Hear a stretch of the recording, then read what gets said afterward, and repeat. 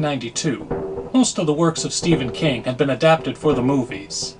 Carrie, Salem's Lot, The Shining, Cujo, The Dead Zone, Christine, Night Shift, Cycle of the Werewolf, Different Seasons, The Running Man, Pet Sematary, Misery, It, etc., etc., etc.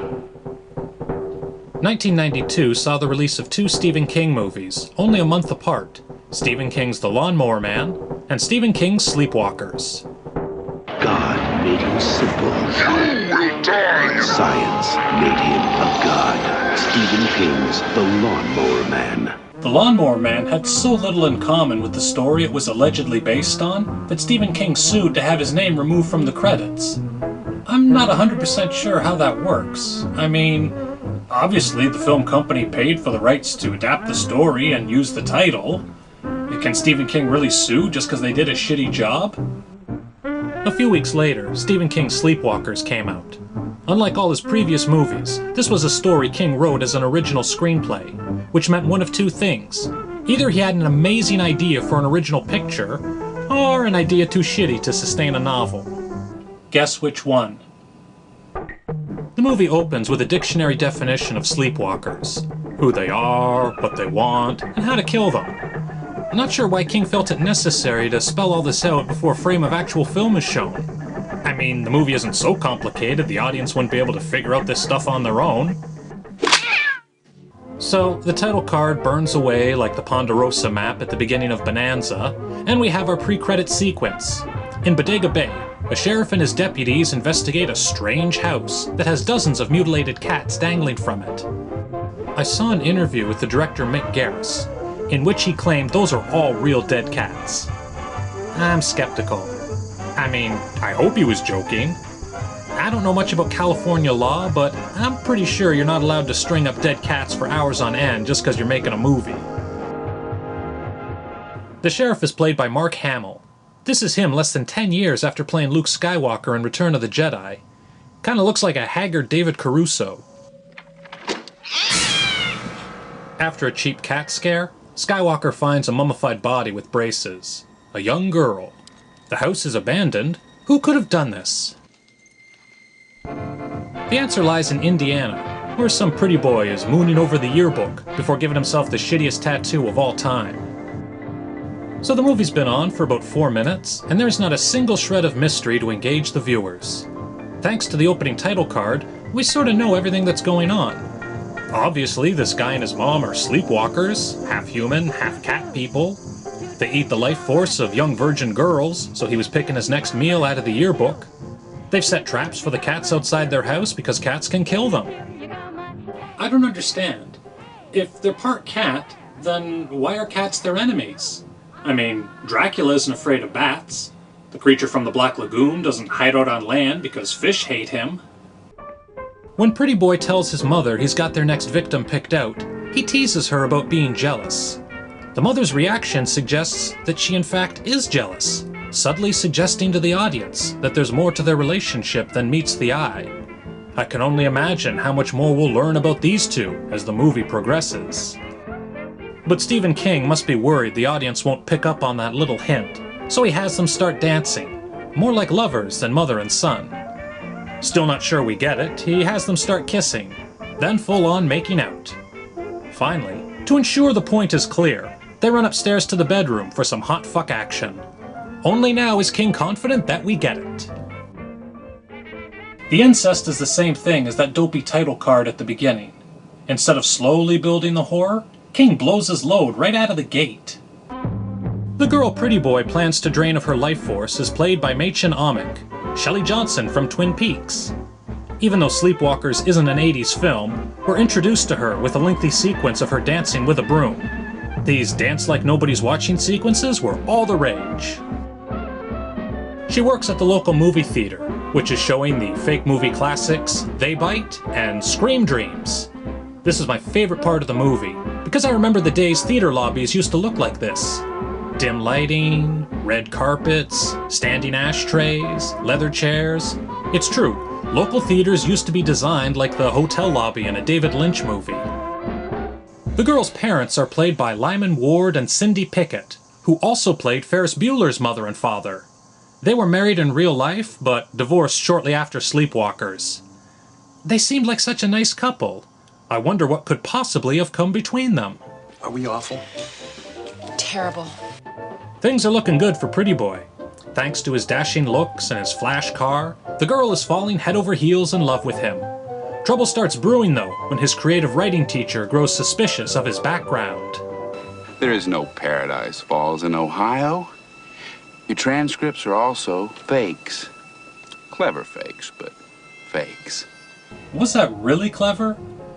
Wouldn't it have been more clever to pretend he was from somewhere that actually exists? Telling people such an easily proven lie sounds like the opposite of clever to me. At first, it looks like King is setting the teacher up to be a Dr. Van Helsing character, an academic who secretly studies and hunts sleepwalkers on the side. But no, all he's trying to do is blackmail Pretty Boy into giving him a handjob or something. You're right, Mr. Fallis. People really should learn to keep their hands to themselves. The cleverly named Mr. Fallis is soon chased through the woods and dispatched. Come on, boy, get the bad guy, get the bad guy, get the bad guy. This draws the attention of the worst character in the movie, a goofy cop partnered up with a cat named Clovis. Clovis. This leads to a high-speed chase, complete with awful guitar music. The score in this movie is so cheesy that a track by Enya is hands down the best piece of music in the film. Jesus, no! And here's the movie's big special effect moment. Pretty Boy morphing into a sleepwalker. What the fuck? What the fuck indeed. In interviews, director Mick Garris likes to brag that Sleepwalkers was one of the first few movies to use the morphing technique.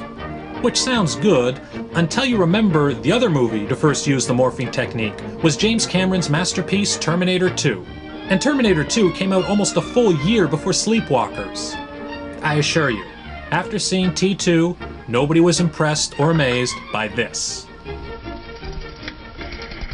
Now, the movie has kind of been falling apart since scene 1, but here's where it really starts smelling it up. Pretty Boy takes the girl on a romantic date to the cemetery, where they kiss for the first time. When he starts to suck the life force out of her, it's a little like a metaphor for date rape, but that doesn't seem to be an idea King is interested in developing. Instead, he has Pretty Boy turn into a monster and start punching the shit out of her. I don't understand Pretty Boy's MO here. What was the point of being all sweet to the girl and meeting her family and taking her out on a date if all he was going to do was beat her up and show her his monster face? I mean, wouldn't it have been more effective to have just grabbed her off the street and dragged her home? It seems to me like he's wasting a lot of time and energy here. Maybe in order for him to consume a girl's life force, she has to be in love with him first. Because the life force of a girl in love, I don't know, maybe it's more nutritious? Or tastes better or something? Well, if that's the case, then King should have put something in the screenplay about it. All through the movie, the mom is like, "Hey, asshole, when are you getting this girl's life force for me?" And he's all, I'll do it soon, I promise. I'm hungry.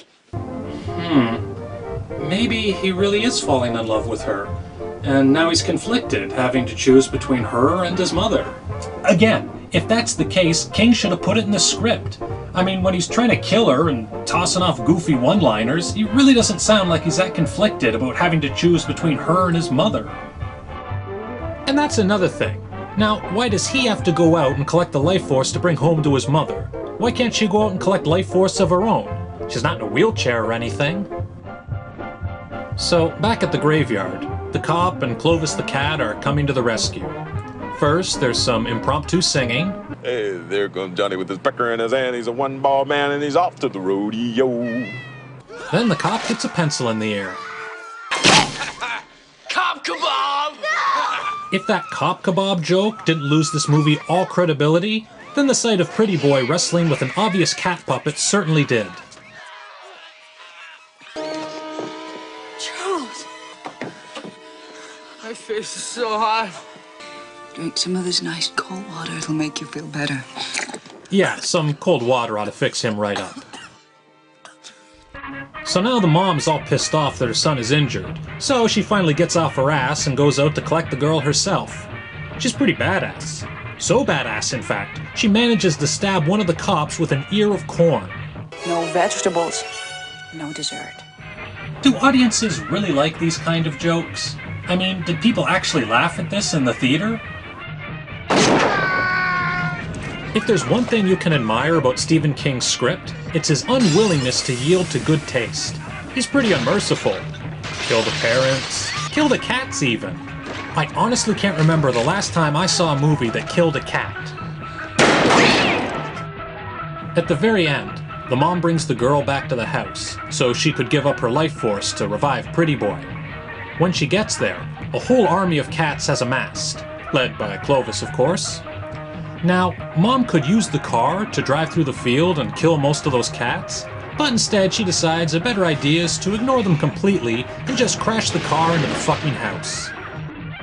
Mom and Pretty Boy morph into their sleepwalker bodies, which are supposed to be giant cats, but look more like dogs to me. I guess it doesn't matter. If anything, they look most like stuntmen, in suits they can't see out of, nor move very well in. Sleepwalkers is populated with cameos from Clive Barker, Toby Hooper, Joe Dante, Jerk Landis, and Stephen King himself.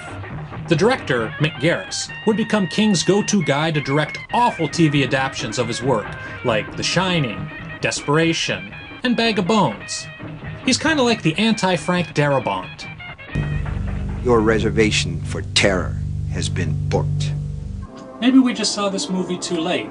Like maybe in 1992? What? Our taste would have been shittier? Look, all I'm saying is, it's no Maximum Overdrive. Fucking cat! Come on, you fucking turkey, get your right foot right. Get off the stage, you fucking jerk, you know. You piss me off.